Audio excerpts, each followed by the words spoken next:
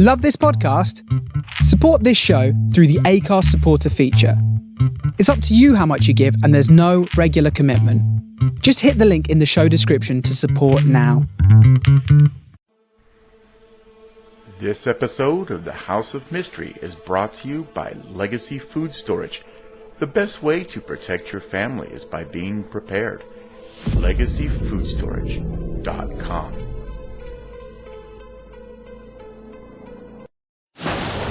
Fiction, science fiction, horror, fantasy, crime, LGBT, thriller. You have now entered the House of Mystery with your hosts, Eric Shapiro, David North Martino, John Copenhaver, and Al Warren. Heard on KCAA 106.5 FM Los Angeles, 102.3 FM Riverside, and 105.0 AM Palm Springs. Welcome back into the House of Mystery, and I'm Al Warren, of course. And you are. Yeah. Oh, you're awake today. Usually I'm awake, yes. Takes you 5 minutes to get going, usually. I know. You know, I don't know what's going on. Your wife's been beating you again, eh? Yeah, that's true. Well, you got to make sure you do the laundry. Get that clothes ironed properly. That's right. You know. I threw up my iron, though. Well, you know. Get a steamer then. Yeah. Get a steamer. Anyway, so you got a new review up, eh? I do. Love and Monsters. I decided to take a look at that. It's kind of like an old new review. Yeah. Yeah, I've seen that. So. Yeah, I saw that a while ago. I told you about that, I think, once. That. Yeah. It turned out better than I thought it was going to be. Yeah. You know, it was... That's a terrible thing. I started looking, I was on the computer when it's going on, and I was kind of like paying attention a little, and then it kind of started getting my attention partway through. So that was good. I didn't expect it to. Yeah, it was decent. Yeah. Oh, I can't wait. You have to review the new. There's another new one out by Nicolas Cage. Oh, is there another? There's another one out. God, this guy's like 5-6 movies a year. Oh no, man, I couldn't believe it. But they've got to start doing the wigs and the makeup a little bit better. He's just doesn't work. Doesn't work. So it's a real perfect horror anyway. So he's in a horror. So that'll be interesting. Oh, that'll be fun. Well, if he gets killed, that'd be fun. Oh, I'm terrible. So speaking of horror, now we've got an author from Australia. Even though the Flat Earthers just told us that there is no such thing as Australia, we are talking to an author from Australia. His latest book is The Gulp, Tales from the Gulp 1, and it's Alan Baxter. So thank you for being here. Hey, thanks for having me. So... Alan, is it true that there is no Australia? It's all sort of put on? Is this... the most annoying thing about that is these flat earthers are always claiming there's no Australia and that we're all being paid to say there is, but I haven't seen any money. Well, that's it. I'd happily perpetuate the myth if they're going to pay me for it. I totally don't understand that theory and how they could actually think they can get away with saying there's no such thing. How do you just ignore that many people and then say they're all in on it? Yeah, it's weird. I once joined, this is probably a bit of a tangent, but I once joined a Flat Earth Society Facebook page just for fun. I infiltrated it to see how long I could get away with it. And I was just basically asking what I thought were fairly reasonable questions that a flat earther might say, I think you're right that the Earth is flat, but what about this? And what about that? And eventually they blocked me. And it was questions about international flight and how long it takes to fly to places that really bothered them, which was strange. Well, it's all fake. That whole thing with the flights and everything. I mean, we had them on the show, so it was pretty hard go because they have a lot of different ideas there, man. So it's good to talk to someone that's not real. Yeah, I don't exist. Okay. I'm a paid actor. I'm actually just down the road. False flag. Yeah. That's right. Well, that must be interesting. So how did you get into horror writing? You know what? I don't know. It's a strange thing to say. But well, if you were created, maybe you were created to be a horror writer. Well, maybe that's it. Maybe that's just my backstory. I didn't realize I was a horror writer until other people started saying so. And when people started talking about me like a horror writer, I was like, oh yeah, I guess maybe, because I wrote sort of these weird genre things with all sorts of supernatural elements and, magical ideas and weird thriller and crime and noir and all this stuff that I would mix up. And it was always just very dark. And I just thought it was just generally dark fiction kind of thing. Didn't think too much about it. But then the more I thought about it, the more I realized, actually, you're right. This is horror as well. So, And then, I've kind of leaned into it more over the years, and I do write some more straight up horror these days than maybe I used to. But I just kind of naturally drifted that way through the course of writing, I think.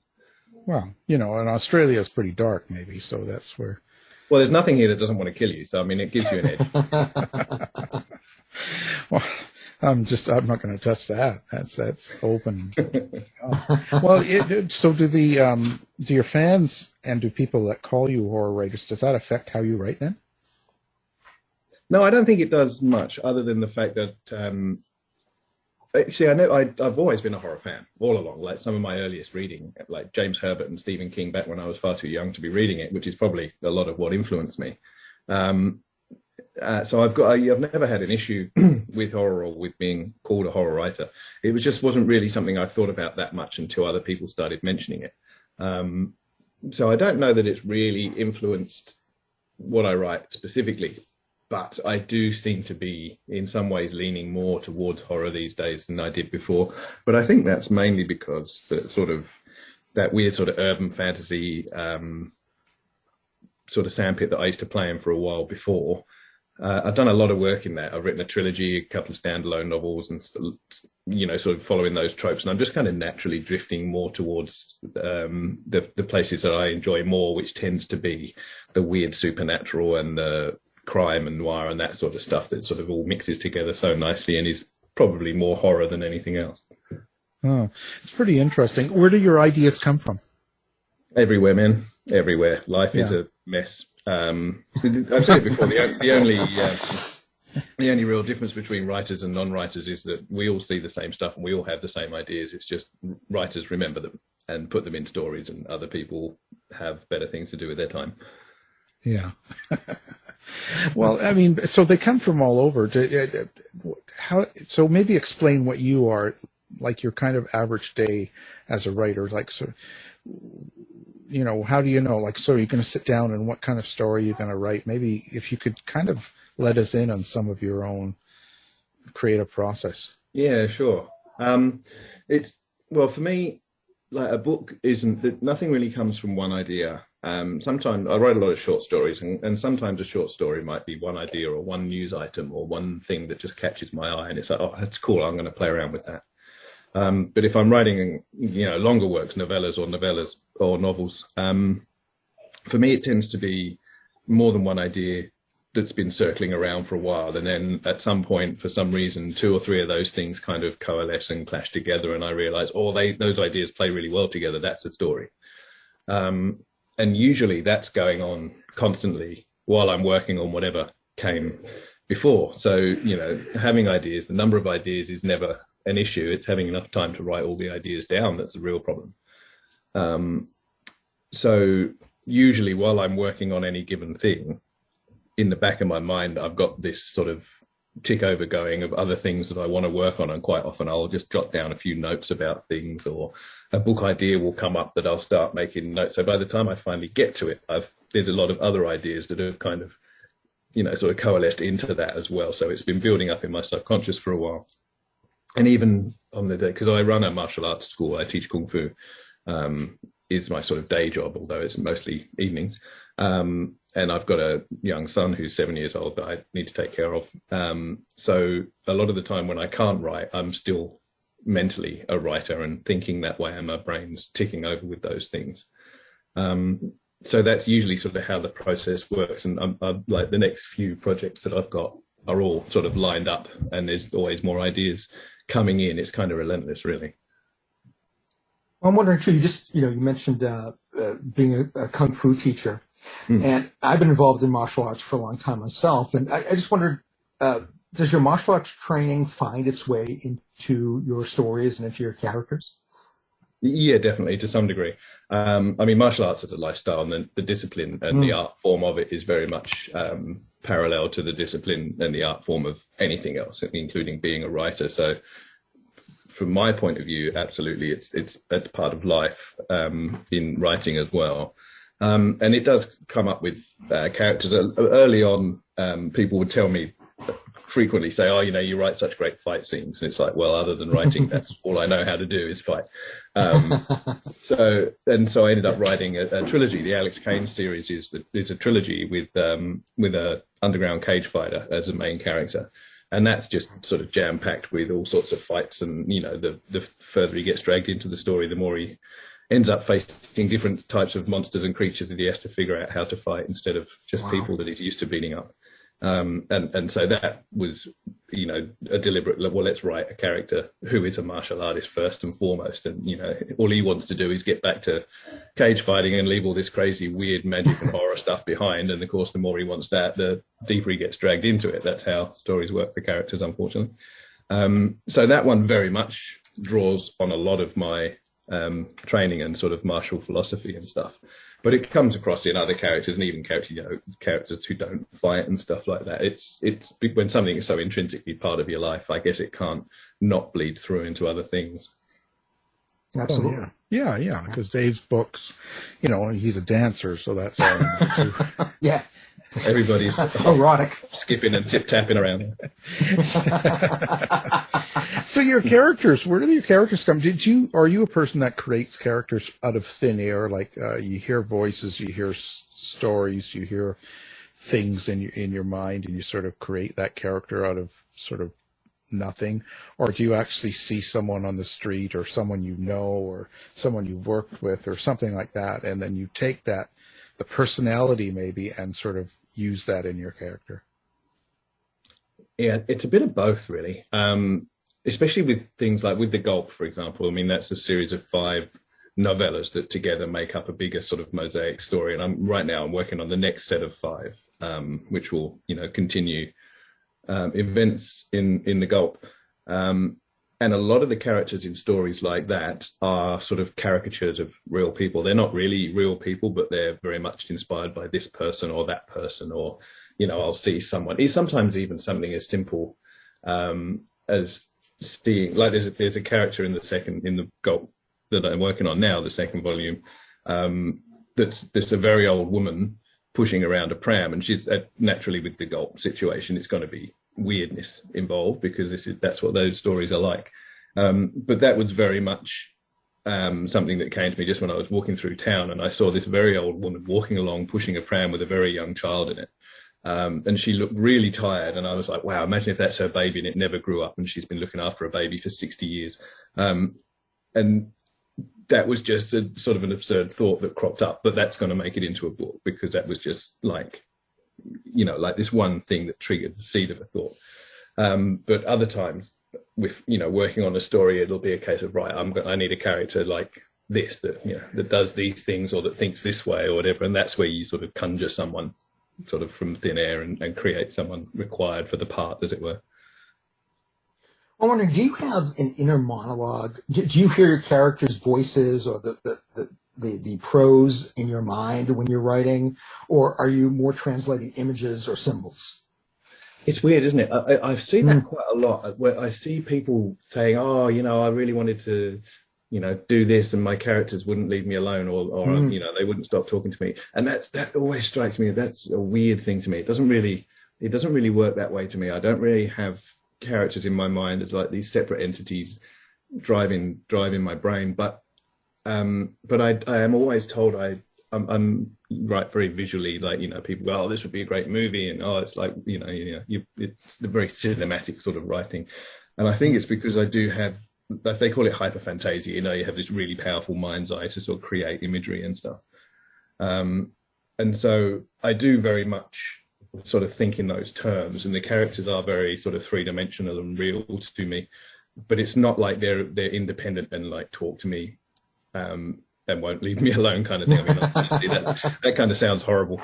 But when I am writing, they are very much sort of people who are formed, and as I'm writing, I'll relax into it and let the story go where it goes. And quite often characters will do things I don't expect in that sort of context. And when that happens, I let the story go, you know. Always trust the story, always follow where it goes. But yeah, that whole my characters are talking to me thing sounds pretty creepy, I think. Exactly. Dave's trying to get other writers to join in and say he's normal, but it's mental illness.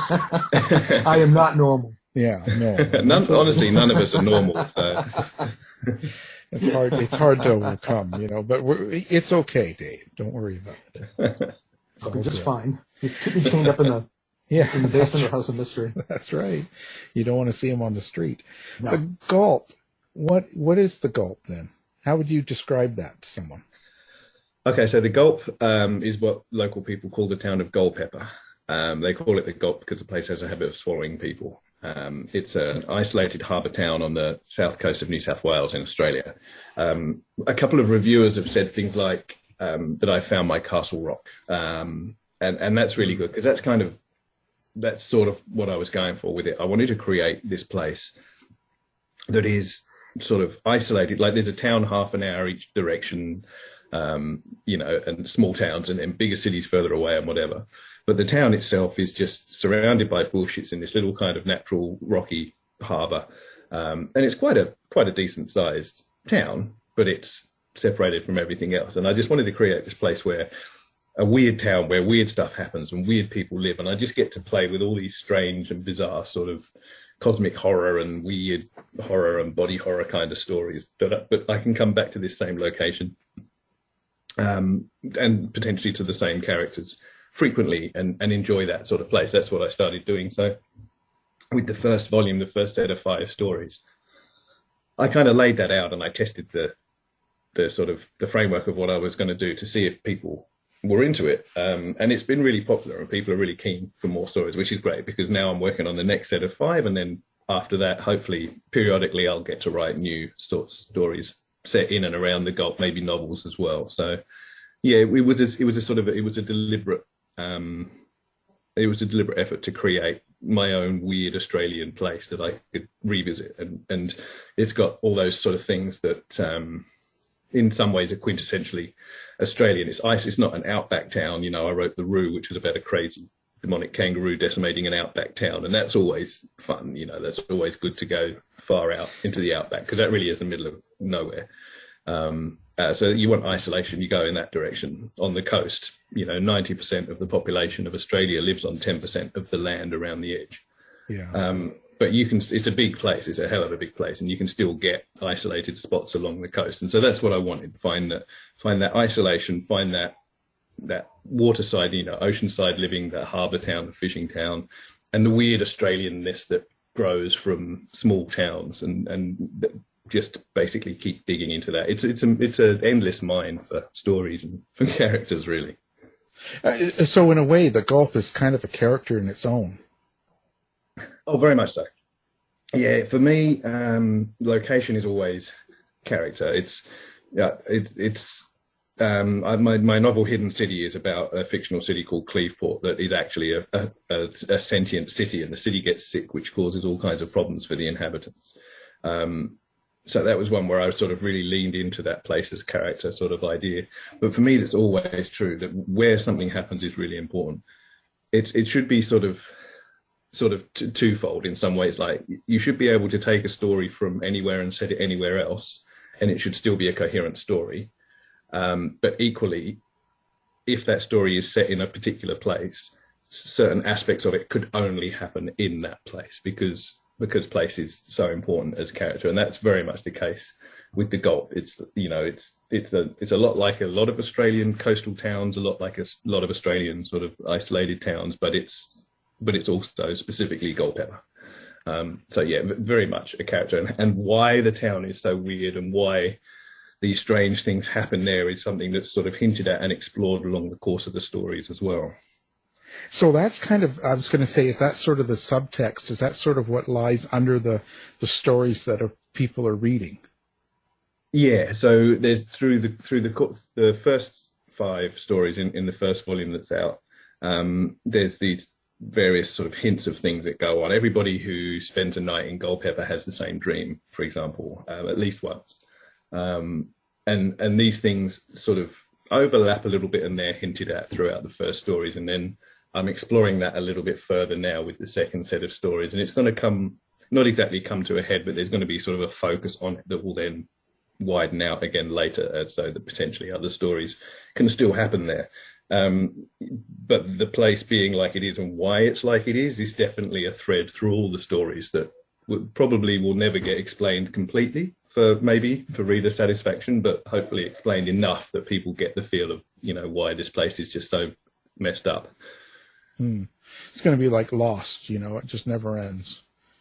Yeah, a little bit like that. Although I stuck with that series, and I was just so appalled and horrified and disappointed with the ending. So I think that's a good reason not to end it, because then you can't upset people by making an ending so absolutely atrocious. Well, exactly. That's sort of my thought. They could have just left it, walked away, and then people would always hope for more. Yeah, exactly. Like it's a Sopranos ending, just fade to black. Right. Yeah. And, because now they've got a really bad taste in people's mouths. People say awful things about it. Yeah. It's a shame. It's like taking a beautiful car on a long drive and then crashing it into a tree instead of parking. Yeah, exactly. But I guess you could almost say anything, being that Australia's not real. So you could sort of, that's true. Although I'm getting hate mail today from crypto bros and billionaire fanboys because I said mean things about Elon Musk yesterday. So it got picked up by Yahoo News, and I woke up to a lot of hate mail this morning. So it's been entertaining. Yeah. You get used to it. I usually wait for a week unless someone calls me. I'm waiting, and then you go through it. But there's not much. Does that sort of influence you? But like when you're going about your day and you're writing and stuff, if you ever get feedback from people or a lot of things that are crazy or negative, does that sort of stay with you for the next book, or do you sort of think differently when you go to rewrite something? Well, I try to always be true to the story, but equally it's fascinating to me to get feedback. Like reading reviews is amazing. Like a lot of people go, I don't read my reviews. It's like you do, you just don't tell people, probably. I mean, some people maybe don't, but I do. I'm very, very fortunate that by far the majority of the reviews I get are at least vaguely positive. But I just find it fascinating when I read them and people saying, he was doing this and he's done that and it's so clever the way he did that, and it's like, wow, you guys, I didn't intend any of that. I was just wrapping on some crazy yarn. So I find that really interesting, and I'm sure that does sort of feed back a little bit. And I'm always aware if people do start talking, particularly a lot about any given thing, if you really get that vibe that people really are expecting something particular or they really want something particular from a story, particularly in a series, I'll always pay a bit of attention to that, because while first and foremost, I'll always serve the story and write the story that I want to tell, I will always take into account people's expectations.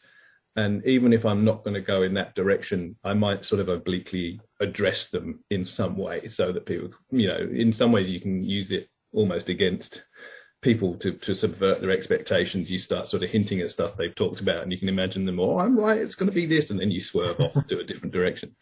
But I've got a series of supernatural novellas about a character called Eli Carver, who's this ex-mob hitman who's haunted by a handful of ghosts of the people that he's killed in the past.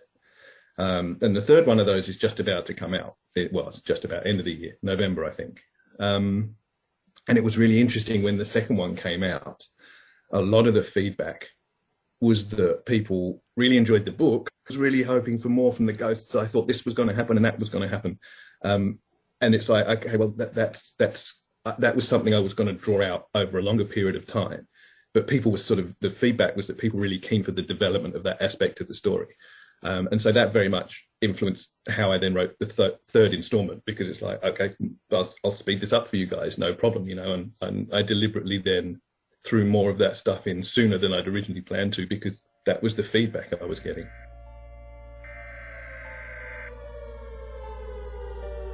We interrupt our programming. This is a national emergency. Important details will follow. Are you prepared? Legacy Food Storage. The best way to protect your family is by being prepared. Go now to legacyfoodstorage.com. Use coupon code HOM15 now for 15% off. Quick, go!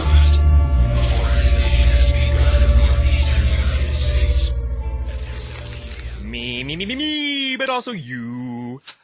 The Pharaoh fast forwards his favorite foreign film, Powder Donut. Okay, what's my line? The only line I see here on the script is get options based on your budget with the name your price tool from Progressive. Oh man, that's a tongue twister, huh? I'm sorry, I'm gonna need a few more minutes. Bulbous Walrus, the Bulbous Walrus. The Name Your Price tool, only from Progressive. The owl ran afoul of the comatose coxswain. Progressive Casualty Insurance Company and affiliates. Price and coverage match limited by state law. Get the latest news and opinions from Eric Shapiro from the House of Mystery website in the Shapiro Report. Now back to the show with Alan Dave.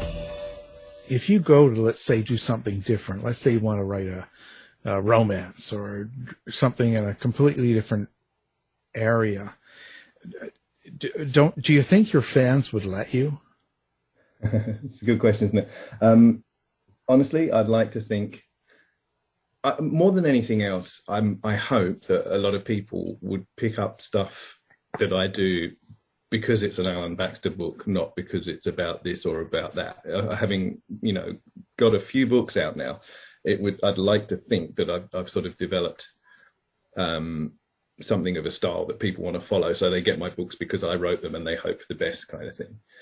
Equally, there is a certain amount probably of reader expectation of what they're going to get. So if they did buy the latest one and it was a romance, that might really throw people.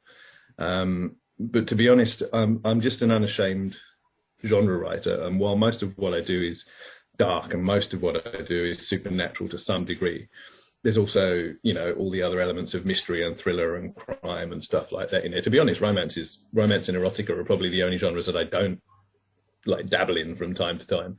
So I don't think necessarily I could go too far away from reader expectations anyway.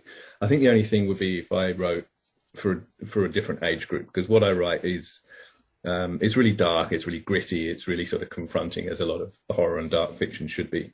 But I did, during the first lockdown last year, I did actually write a book for my son, which is essentially, it's a middle grade fantasy novel, basically. And if he won't let me publish it because I wrote it for him. So as far as I said, so maybe I can send this to publishers now. And he's like, no, you wrote it for me. So I'm waiting for him to grow up and understand that if we do sell it to a publisher, maybe we'll make some money, and then he might feel a bit more inclined to, I'll offer him a split. But if I did that, I would probably write under a pen name as much as anything else, because I wouldn't want people reading that, and 10-year-olds read that and then go, oh, so what else has Alan Baxter written, and then come across The Gulp or Devouring Dark or something, and then I start getting sued by their parents for therapy bills. So I think that's the only time I would deliberately draw a distinction.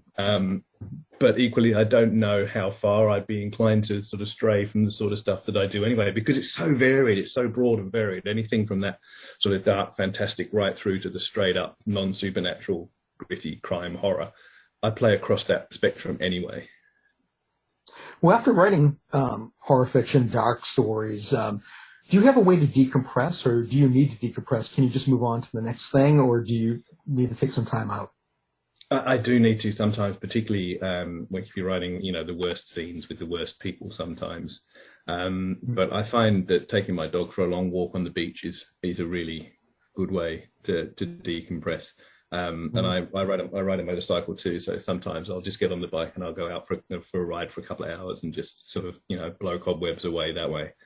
But I'm not averse to, I get in a real soapbox when people start talking about writing rules and everything else, and all this all this you have to write every day crap. It's like, well, that's a hell of a privileged position. You don't have to. You need to be in the mental mind space of a writer every day, observe the world around you, but you write when you can, sort of thing. And if you want to make something of it, then absolutely you have to make more time to do the writing. But any prescriptive rules kind of bother me.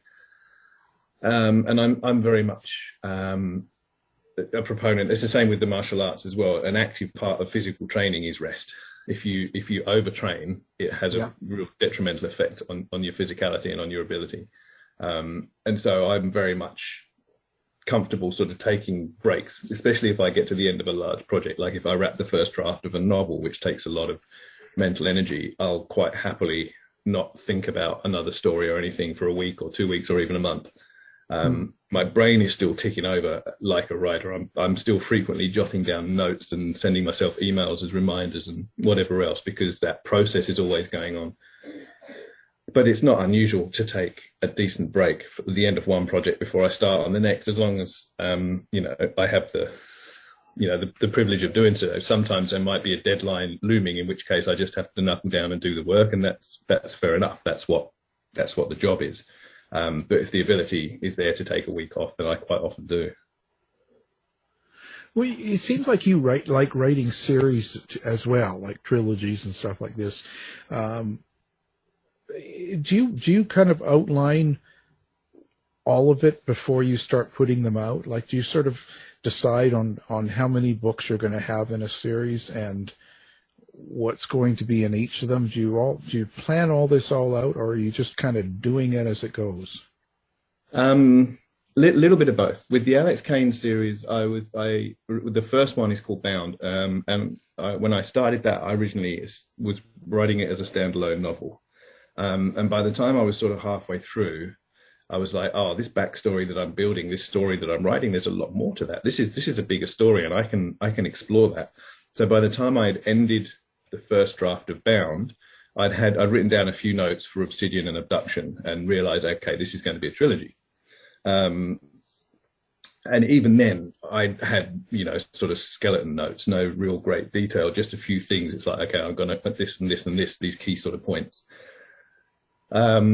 The same with the Eli Carver. The third one of those is coming out in November. And when I wrote the first one of those, which is called Manifest Recall, when I wrote that, I thought I was writing a short story. I had this idea for a short story. And then it started growing, and I was like, oh, this is bigger. This is cool. This is kind of a pulp novel thing. And so it turned out to be a short novel. And then, of course, it's like, okay, well, that's a great character there. I can write more stories in that. So with that one, it's just kind of this open-ended idea that I can just keep writing the Eli Carver stories as long as, people want to read them, really. So I've always been more like as a signpost writer, like I'll just put key points that I want to reach, and I'll just let the story go and go between them and see where it leads. So I've never really planned out anything sort of beyond one book in any detail. I guess the Alex Kane series was the one that was most sort of cohesive in my mind. By the time I'd finished the first one, I kind of knew the general story of the second and the third. But even then, there's potential for that trilogy. There is potential for more Alex Kane books. The characters, there's things and threads that I could still explore if I did decide to go back and write more in that series. So I think that's always a smart move, is leave a few threads at the end of a story. So if it's popular enough and the publisher asks for another one, you can go, okay, yeah, I can pick that up.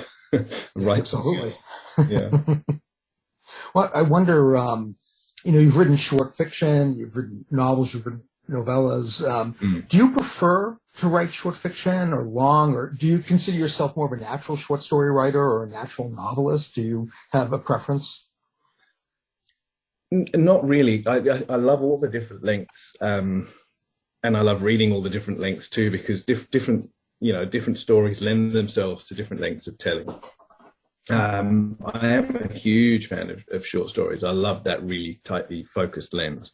But honestly, I think that in some ways, especially with genre fiction and horror and crime and those sorts of things, there was that sort of heyday of the pulp novel for a reason, I think. That sort of novella length, anything from sort of 30 to 50,000 words maybe, is a really great length for that kind of genre fiction. And I found myself doing a lot of that recently.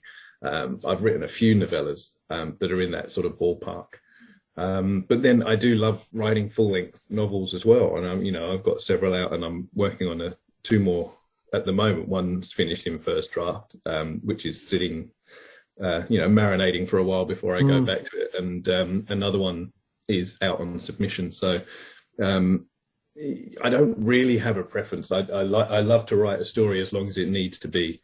There is a certain there's more satisfaction, I think, in finishing and pulling off a full-length novel, and it's kind of nice to have a back catalogue of full-length novels. But then it's also nice to have this sort of section on the shelf with all these short novellas and pulp novels, because they're great fun, and they're also a really great way for readers to sort of find out who you are and what you're about. If someone wants to invest a couple of hours to read a novella, it's less than asking them to put 10 hours into a novel. So, absolutely. Do you ever find, it sounds like you put a lot of yourself into different characters and the story. Do you ever find that you feel a little bit vulnerable about exposing some of your feelings to people? To some degree, I suppose. There is a lot of, there tends to be a sort of lot of autobiographical philosophy, I suppose, in some ways, in the characters that I write. I think that's probably true for all of us. But then I do also write a lot of characters that really are nothing like me and think in very different ways to the way that I think.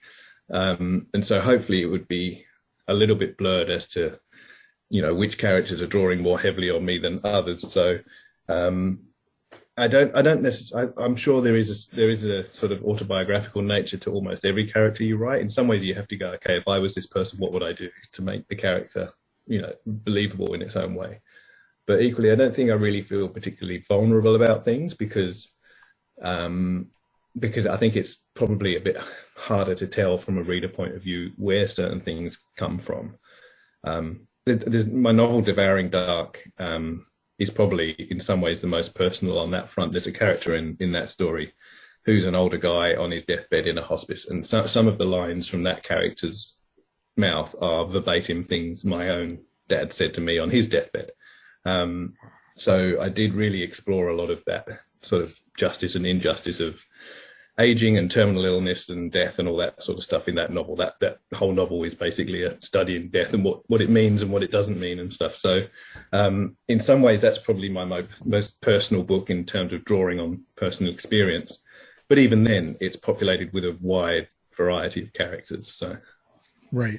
I was just, because you see so much of, you're so exposed now with social media. People can approach you so much easier than they could before, So sometimes I always wonder about that, especially when for me doing true crime, I'm not putting a lot of that in there, if that makes sense. It's not the same, I think readers do have an expectation these days to have access to authors.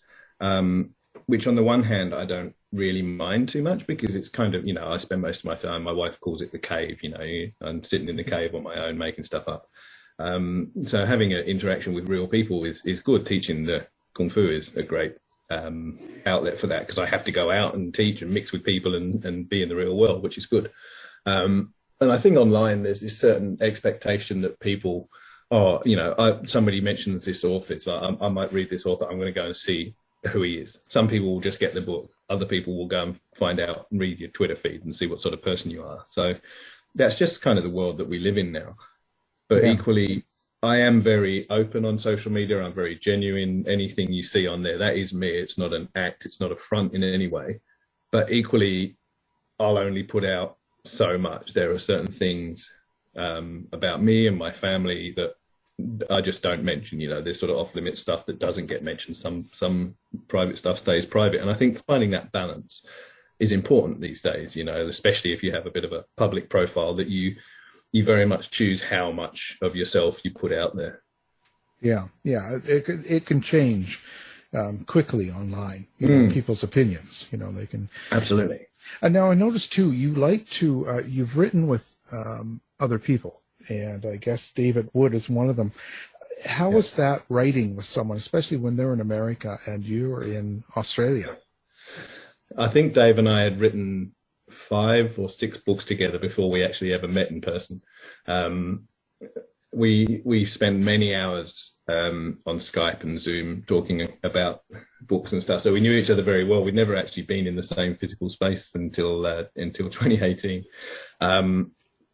It's an interesting process. Dave and I have known each other for a long time, and when we sort of gel together, he's really good at that sort of action adventure and that sort of thriller plotting, and I'm good with all the sort of the weird esoteric stuff and good characters and things like that. So the skills that we have are very compatible for making good books. And we did it originally. We wrote a short. Basically, it's called Dark, right? It's basically a horror novel that's sort of a tribute to those old B-grade Hammer horror films. We were basically writing a novella version of one of those just to see how we did together. And the process was pretty good. It was pretty easy. So now we write 2 series together, the Jake Crowley Adventures and the Sam Aston Investigations. Jake Crowley's basically sort of occult thrillers. Like, as somebody said once, it's like Dan Brown, only good. Then the Sam Aston Investigations are basically monster thrillers. And they're huge fun. They're great fun. And Dave and I, as I say, we're very compatible. We've got a system down now. We work very well together. It's not something I could do a lot or with many people. I think to collaborate like that, you have to find a particular kind of writing chemistry that works. And we're very lucky. Dave and I, it does work. It comes together. It comes together well, and it's good fun. And the books are popular, which is great. But it's not something I could do too much or that often. I'm sort of working on another collaboration at the moment with someone else that's sort of gone on hold for the moment for various reasons, but we'll be picking that up again soon. And I've done a couple of short fiction collaborations with other people. But otherwise, it's really just me and Dave on the collaboration side, because I've got way too many sort of ideas and solo projects on the go that I don't really have the time to write with other people. But, never say never. Who knows if the right opportunity or situation came up. So what do you think your most important book is? Or what are you most proud of? Wow, that's a tough question. Different things for different reasons. Like the Alex Kane series, that trilogy sold to HarperCollins, Harper Voyager. That was like the big legacy publishing deal that I scored. So that, I'm really proud of that for that reason. I mentioned Devouring Dark before, which is it comes from, a lot of that story comes from a very personal place. So, I'm very proud of that one as well. With the Gulp, the latest book, that's something that had been percolating around in my mind for a while. And I really wanted to create this thing that was very much my own sandpit to play in. And I'm very pleased with how, well that's been received and how that's doing. So, different things have a place in my heart for different reasons, I think. So it's difficult to pick any one in particular. I'm very proud of all my children. Do you read anything or have any influences that might be that your fans might find surprising? Good question. I don't know, actually. Maybe because I'm a huge fan of Clive Barker. By far the biggest influence on me and my writing is Clive Barker. But that would be no surprise to anyone who's read the sort of stuff that I write. I'm a massive fan of Westerns. I love old classic Westerns. Like the old sort of Black Horse hardbacks and stuff like that. Whenever I'm at thrift stores or markets or stuff, if I see someone's got a little pile of those old tatty Western paperbacks, again, that novella length, that pulp novel, I'm always grabbing those. I think they're fantastic. I did write a weird Western short story once, and I have a sort of whiteboard of ideas that are sort of a little bit pushed to one side. These are things I'd like to do at some point if I had the time. And a weird horror Western is on that list. I'd love to find the time and inclination to get around to that at some point. So that might be a little bit left field for some people. Otherwise, I guess I'm sort of pretty cliche. I read a lot of fantasy and science fiction and horror and crime and noir and mystery and all that sort of stuff you'd sort of expect to read. Okay. You don't drink tea or knit? I do drink tea. I am English. So I was born in England, even though I've been Australian now for a long time. So I tend to drink coffee in the morning, tea in the afternoon, and whiskey at night tends to be the process. But my son knits. My son is learning to knit, and he's getting really good at it. And my wife's a keen knitter, and our neighbour who he hangs out with. So, but yes, knitting is weird folk magic to me. I don't understand how you can just loop a load of bits of string together and then it stays together. So what crime did you commit? They sent you from England to Australia. I met an Australian girl. That was my crime. Problems there, I'll tell you.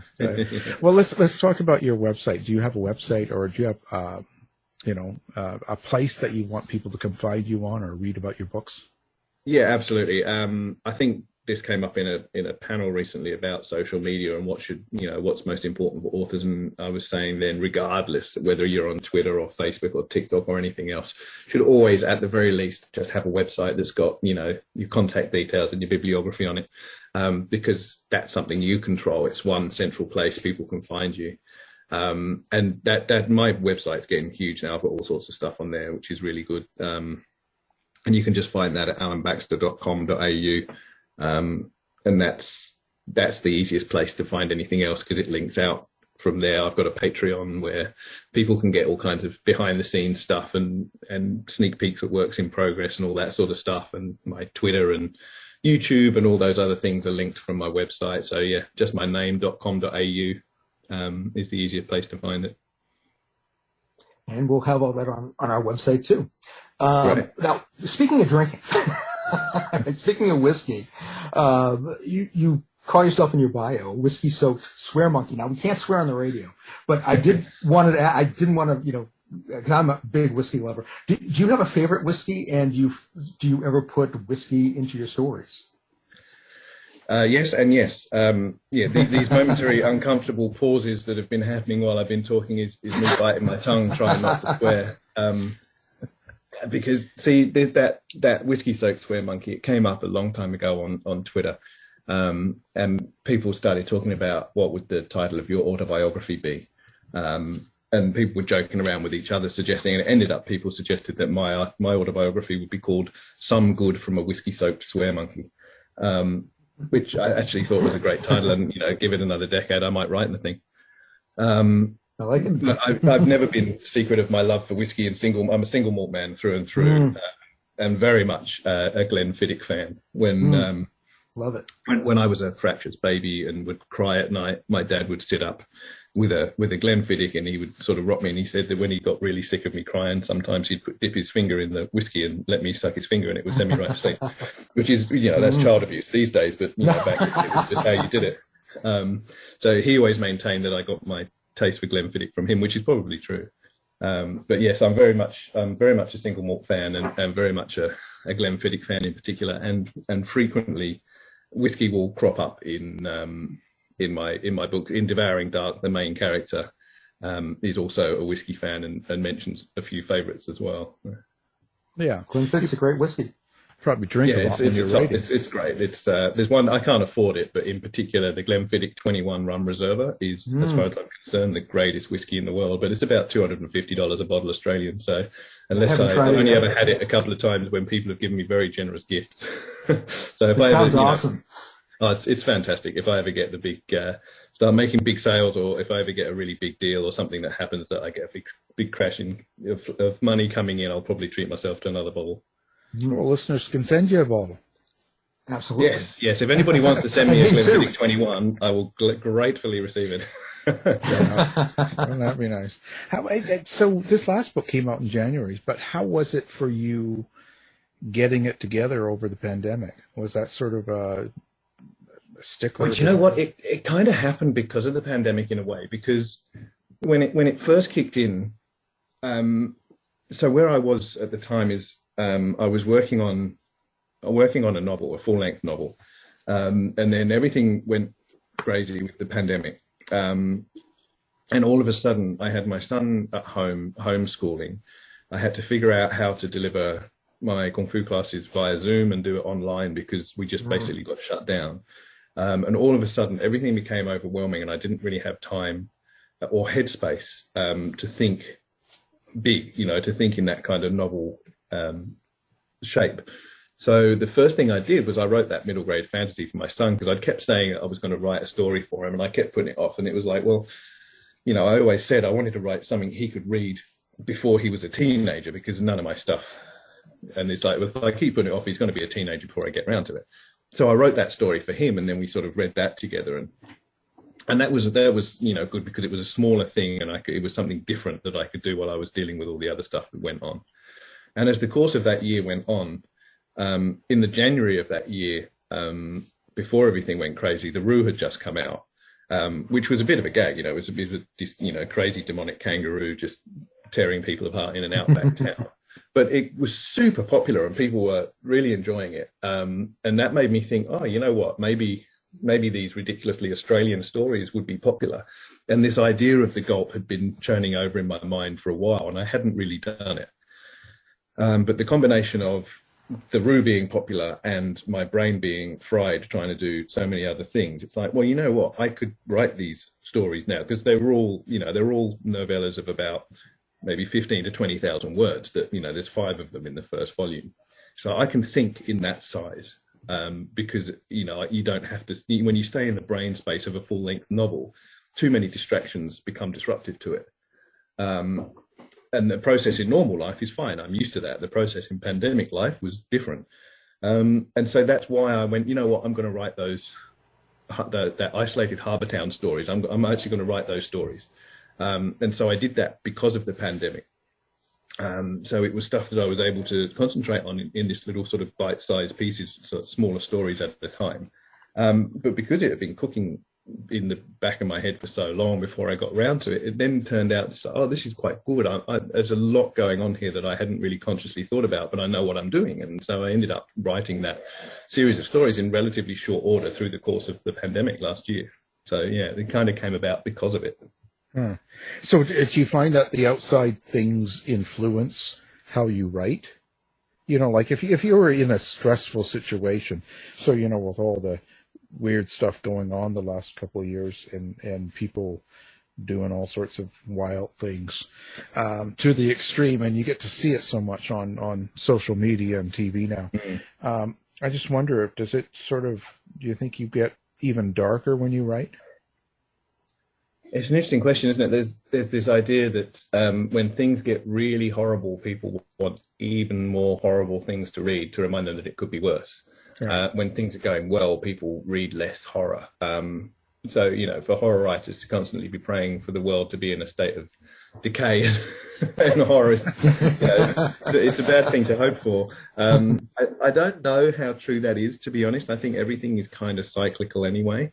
I don't know that it really influences me, especially in what I do. I do tend to escape into writing sort of regardless of what's happening. At some level, there is probably some influence from the world around me, at how I sort of address things or what I write at any given time. But it's not really something I'm aware of, I don't think. Yeah, I just wonder, if you look back in 10 years from now or something, and you look back at what you were writing over the pandemic time and all of that, I just wonder if you would sort of see it a little differently, have a different tone to it maybe that you didn't realize. That's all. Yeah, it's interesting. In some ways, I think it's probably the only something you could discover in hindsight. Like maybe if you did go back, 10 years from now and see what we were putting out then, it might be interesting. Yeah. I think it will be. I think we'll see a lot of action and reaction that we've had and the way we've done things differently when it's in the past. You're probably right. Which could be interesting because it'll have an interesting effect. And a lot of times I don't think we realize it until that younger generation grows up and talks about it, Yeah, well, I mean, I think that's interesting now that my son is 7. So, the pandemic, coronavirus, COVID-19 has been a part of life for a large chunk of his life that he can remember. He was only sort of, when did it start? So 29. So he was only just over sort of 5-6 years old when it started. And you don't remember a huge amount of stuff before that. So for him, this is a really formative experience. And in some ways, that's what bothers me about the pandemic more than anything else. It's like these kids who should just be being kids at the moment are also dealing with all this weirdness where things keep getting cancelled on them and all the grown-ups are going around in masks and whatever else. This is their normal, which is kind of messed up. But then equally, kids are incredibly resilient, and whatever is their normal is their normal, and that's fine.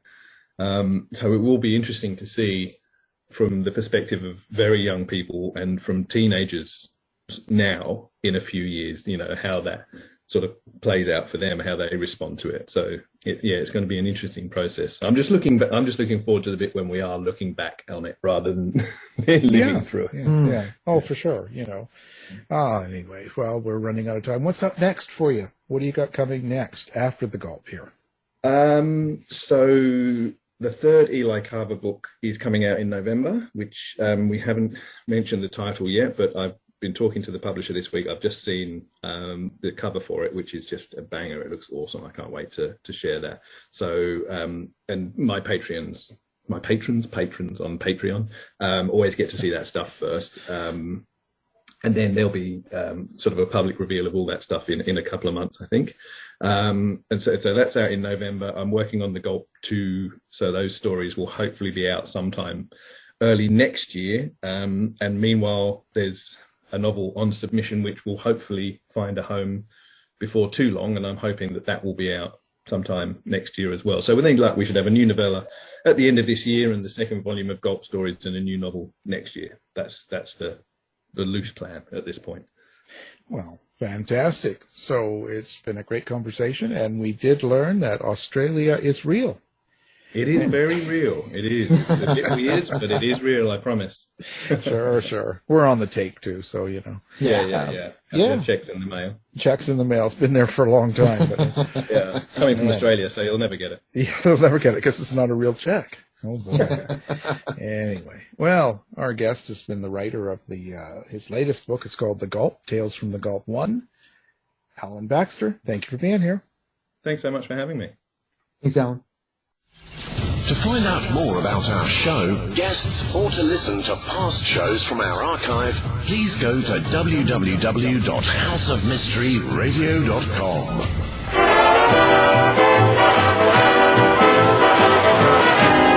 The mission has been completed. The end! By George, he's got it! It is the end! I'll see you. If you're lying to me, I'll be back. This has been a production of Something Weird Media.